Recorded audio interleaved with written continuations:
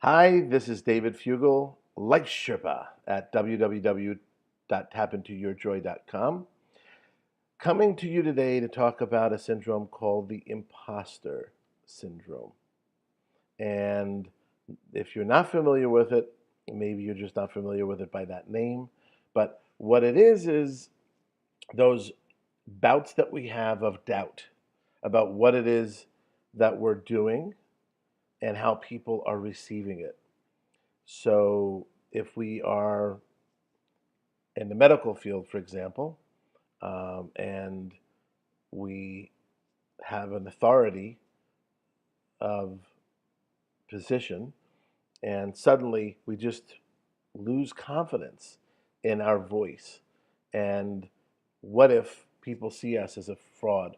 We've kind of tapped on another part of this, which is the who am I syndrome, which is a little different than the imposter syndrome. So this is really not about who am I to deserve this. It's a cousin to it, but this is really about, oh my God, how can I speak as an authority on this topic? How can I be giving this advice? How can I be leading in this place? I feel like an imposter. I feel like I don't have the credentials, the knowledge, the skills, whatever it may be. And then we fight that back. But in fact, the truth of the matter is, why not us? If we've done the work, which many of us have, we're ready for the task. That imposter syndrome is just one of those roadblocks, self inflicted, that we put ahead of ourselves to protect ourselves. What are we protecting ourselves from? Well, again, two things always. What do we have now that we will lose should we bust through this and make it happen? Maybe it's comfort in where we are as a small business, as a small practice. If we really break through it and become a large practice, I may lose something. What is it that you might lose? If we bust through it and we get to the other end, what am I afraid of? What is my fear? My fear may be that I can't handle all of it. My fear may be that I will fail. I will be seen as a fraud. My fear may be that I can't be happy and have all of this work to be done. So we can be held back by a variety of reasons. Fear of failure is a big one. Fear of loss is the other. But again, let's talk back to the imposter syndrome, which is I don't feel legitimate in this role. And so I would say that when I'm up against people that are writing books, have PhDs, and come from a very educated place, uh, many degrees, of course, I could feel somewhat intimidated, but I don't feel like I go to that place of being an imposter because I do what I do in the role that I play, and I'm not looking to be anything beyond that. So I think that's the other thing that we have to recognize. If we're feeling like we're comparing ourselves to other people, there will always be people with more degrees. There will always be people with more experience. There will always be people with more knowledge, perhaps. That doesn't mean that we're imposters, but we could certainly feel that way in comparison. And don't forget, comparison is the thief of what? The thief of joy. That's right. So let's go to your karate chop and let's just do a round of tapping on this feeling like an imposter. Even though, and you repeat after me, and I'll pause to give you that time, I feel like an imposter. They won't trust me or respect me. And it makes me feel like a fraud. I deeply and completely honor the feelings that are coming up around this. Even though I go along very, very smoothly for a little while, and then wham, I hit that wall of feeling like an imposter. And it makes me feel so unsettled and insecure. and unsteady on my feet. I love and accept myself as I am. And I'm open to exploring this and what it might take to lighten this feeling. Even though I sometimes do feel like an imposter, and I'm ashamed to even say it out loud to anybody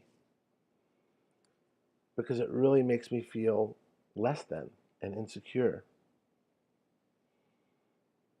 I honor what's coming up and all of the emotions around it. And I'm open to letting it go once and for all. Okay, that's the karate chop. Let's go to the eyebrow right here, tapping. I feel like such an imposter sometimes. Side of the eye. I don't compare to so many of these experts. Under the eye. Sometimes I'm not even sure what I'm doing in this role. I feel so insecure. What do they think about me? What if they don't respect me? Under the arm. I feel so self conscious. No wonder I feel like an imposter. I just can't seem to let this go. Doesn't happen all the time, but when it does, it takes me down. I have no confidence. I lose my mojo. I'm worried about what everyone else is going to think. In the meanwhile, I'm the one who's doing all the thinking. I'm thinking about what they're thinking, and that's paralyzing. I feel like such a fraud. I don't know everything. I don't know that I'll ever know everything. And everyone is trusting me to know everything. They're expecting me to know everything. All of this expectation, I can't carry it and carry the load and weight of it all the time. I see others who look like they're doing it effortlessly, and it feels so heavy to me. And I feel like an imposter. Take a deep breath. Breathe out. So we went through one round and we kept on our truth, which is those things and emotions that come around the subject of being an imposter. Change the language to your language, to your truth. Plug in words that feel better or more accurate for you. This is really a journey that is all about how you feel. I'm just throwing out words that might hit the target, but you're going for the bullseye. And only through you knowing what you feel can you hit that. I could certainly do it if we were doing a one-on-one, but here I'm just doing a script for you, so it's incumbent upon you to change the words to what feels accurate. If I'm not using words that are strong enough, replace them with stronger words. If I'm using words that are too strong, bring it down to whatever feels accurate. So that's the positive round. After I checked in, I would normally start this off by saying I feel like an imposter, and I measure my SUDS level, not intellectual. It's what I feel in my body and heart and soul. I feel like an imposter. Now again, I don't always feel like an imposter. Nobody does. But once in a while, you get that little jolt. And in that moment, that's a great place to go to the tapping. Don't put it off. Find a place as soon as you can and go to this tapping script and jump off on it. Now, let's say you've measured a 5 or a 6 or a 7, or a 7. Measure yourself after this round. So let's say it's lowered, or let's say it's raised. If it's above a 5, or above, go back to the first round and do it again, adding different aspects of this feeling like an imposter, what you feel is truthful. Measure again after that round. When you come down below a 5, then you can go to a bit of a cognitive shift, a bit of a positive shift in your wording. And that's what we'll do right now. And we don't need to do the setup statement again because that truth is already out there. And also, don't forget, just speaking our truth is an incredible, incredible gift to ourselves. So we're going to tap into some more self-compassion. Ready? It's hard to let this go. It's hard to let this imposter feeling completely go. I would love to let it go. I just don't know that I can. I think I can let some of this imposter story go. But then maybe I can't. What if I could look at it in a different way?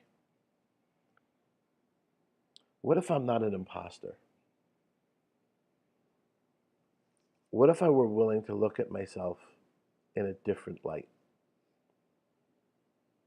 What if I were willing to just see myself as a growing human being? Part of growing is learning. Part of learning is expanding. I'm not where I would like to be completely, but I'm growing to that point. I'm becoming whole. I'm becoming whole in my career. I'm becoming whole in my relationships. I'm hungry to be whole. I'm open to be whole. I'm open to let go of this feeling of being an imposter. I'm open to letting go of all of the less than around it. I'm open to feel the growth that I have coming every day in everything that I do. I'm not settling for who I am today. I'm growing and hungry to learn and expand every day.